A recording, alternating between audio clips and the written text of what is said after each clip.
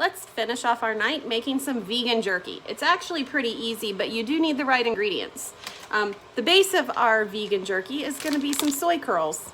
I get these off Amazon in packs of 6. I'm gonna dump it into the bowl and add some hot water to rehydrate. Now, while we wait for that to rehydrate, we're going to mix the, marinade or sauce together in our NutriBullet. It's important to call out that the recipe that I am using is Eric's original vegan jerky recipe, which is on sarahsvegankitchen.com. These are the ingredients that you will need. Ground black pepper, Worcestershire sauce. Make sure that's vegan because regular Worcestershire sauce has anchovies in it or sardines or something.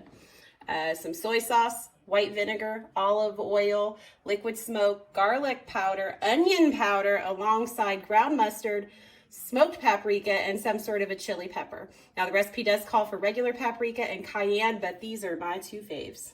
I lied. There's no Worcestershire sauce in this recipe. Put all the non-soy curl ingredients in your NutriBullet and blend it up. Now, the hardest part about making this is actually getting the soy curls kind of dry again. So once they've rehydrated, I run mine through a nut milk bag and I squeeze the dickens out of it. Now that you've gotten as much moisture as possible out of your soy curls, you're going to add the marinade sauce, which is kind of thick. And then you stir to mix it evenly, and then you're going to spread it on a parchment-lined baking sheet and bake at 250 for about an hour to an hour and a half, turning every 20 minutes. Follow for more.